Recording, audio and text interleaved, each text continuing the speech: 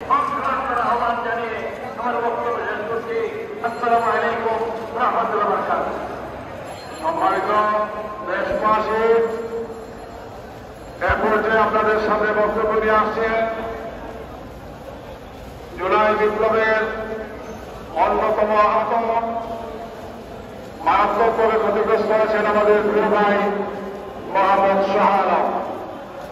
জুলাই যোদ্ধা শাহ আলম আপনাদের সামনে তার বক্তব্য পেশ করছেন।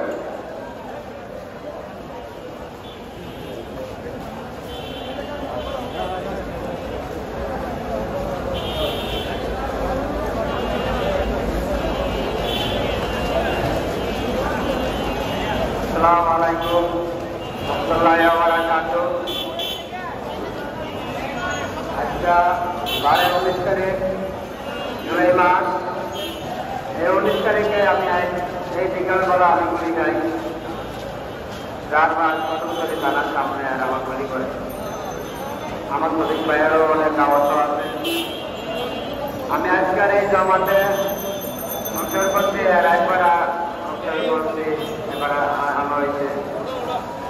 আমার পিছনে অনেক বক্তব্য আছে, বড় বড় আলেমেরা আছে, এক দোয়ায় আছে, এই পত্রিকা আছে। তবে আজকে এই যোদ্ধা আমি এখানে আমার সামনে আরো যোদ্ধা আছে। সবাইকে সালাম দিচ্ছি, আসসালামু আলাইকুম। শহীদ পরিবার, আহত পরিবার যারা আছে এরা অনেক কষ্ট করে এনে আইছে, আমরাও আইছি। এটা জমাতের একটা এইসব বড় একটা অনুষ্ঠান হইতে আছে। আপনারা ঘর বাংলাদেশের সবাই দেখতে আছে। আমার কপালে ছিল না, কিন্তু আমি এত ভাগ্য করি আমি এত বড় একটা অনুষ্ঠানে আইয়া আমি আপনাদের সামনে বক্তব্য দেব। কিন্তু আমি একটা আহত একটা পরিবার, কিন্তু আমার একটা গুলি খাওয়ার পর আমার চলে যায়। কিন্তু আমি সরকারের আমি কোনো অবলম্ব পাই নাই। আমার দুটা বাচ্চা আছে, ও আছে। আমি যদি একটা বছর কি হারানো সরকার, যে কোনো সরকার আমার কষ্ট বলে আমার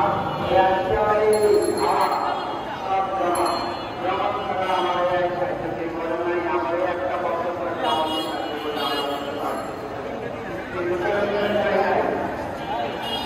আমার 2024-19 তারিখে আমি গুলি খাই। এই 19 তারিখে আমাদের আমার ঢাকা মেডিকেল পৌঁছে দেয়। আমাকে ঢাকা মেডিকেল আমার চিকিৎসা হয় নাই। ঢাকা মেডিকেল 19 তারিখে আমার চিকিৎসা হয় নাই। পুলিশকে আমার আমার শুক্রবারে সন্ধ্যার সময় ঢোকাইছে ঢাকা মেডিকেল, কিন্তু আমার পুলিশ এরা ঢোকাইতে পারতেছে না। থাকাতে অনেক সত্য ওরা আমার ঢোকাইব।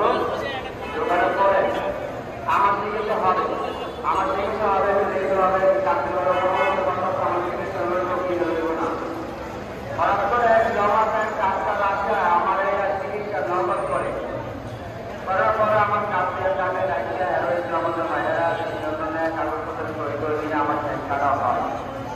কিন্তু বাইরেরা বলেন এই বাংলাদেশে কিন্তু জুলাই আন্দোলনে যারা যারা বলে আহত থাকে পরিবার আমার এলাকার ভিতরে কিন্তু গাড়ি চলে কোন সরকার কিন্তু করে বেশি করে কিন্তু আন্দোলন দেয়।